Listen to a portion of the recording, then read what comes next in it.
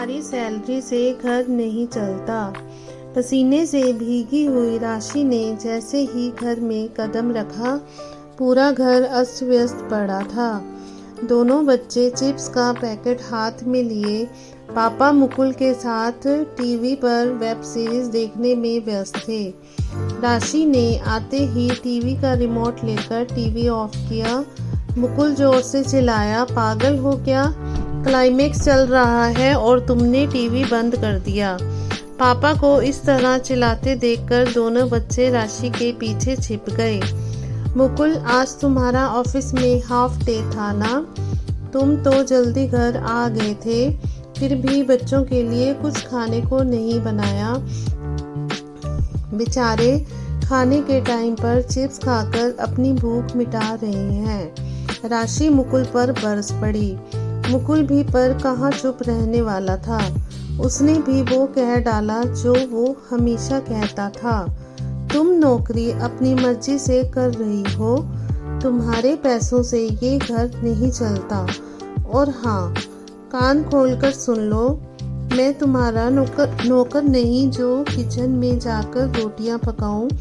ये सब काम तुम औरतों के हैं। ऑफिस जाती हो तो कोई एहसान नहीं करती मुझ पर।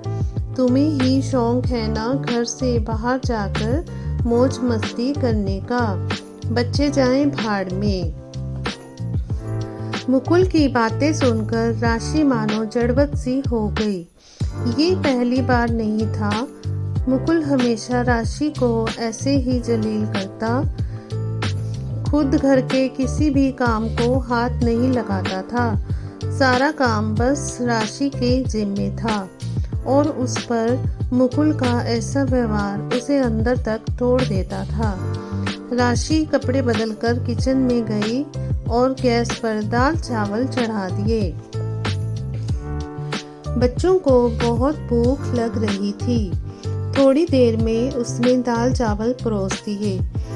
बच्चों को खिलाकर उन्हें कमरे में भेज दिया और खुद मुकुल के लिए दाल चावल प्लेट में रखकर उसके सामने रख दिए। दाल चावल की प्लेट देखकर मुकुल बरस पड़ा। ये क्या, आज भी तुमने रोटी नहीं बनाई?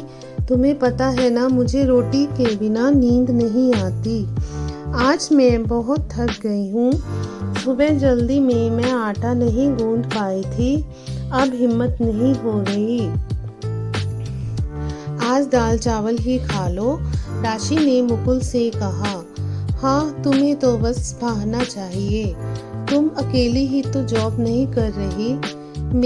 मेरे ऑफिस में भी दोस्तों की पत्नियां जॉब कर रही हैं और वो सब तुम्हारी तरह नहीं है। दीपक को ही देख लो, रोज टिफिन में 3 सब्जियां और रोटी दाल चावल लेकर आता है। उसकी पत्नी भी जॉब करती है। मुकुल की बातें सुनकर राशि की आंखें नम थी, पर वो चुपचाप किचन का काम समेटकर बच्चों को सुलाने के बाद खुद भी सो गई। अगले दिन वो जल्दी उठी और सारा काम जल्दी ही खत्म कर लिया और ऑफिस के लिए निकल गई। मुकुल ने राशि से बात करने की कोशिश की, पर राशि कुछ भी ना बोली। ऐसे ही 1-2 दिन राशि कुछ ज़्यादा ही जल्दी ऑफिस चली जाती, पर आज वो आराम से सो रही थी। कमरे में आकर मुकुल ने पूछा, आज ऑफिस से छुट्टी ली है क्या? हाँ, एक लंबी छुट्टी, राशि ने मुस्कुराते हुए कहा। मतलब क्या तबीयत खराब है तुम्हारी? तुमने बताया नहीं। मुकुल ने चिंता जाहिर की।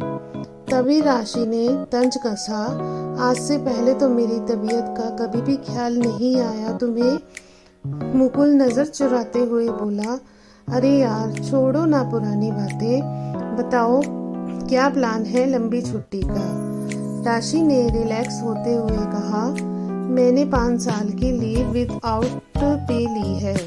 तुम तो जानते हो जिस कंपनी में मैं जॉब करती हूँ वो मेरे पापा के फ्रेंड की है, तो आसानी से मेरी लीव एप्लीकेशन मान ली गई।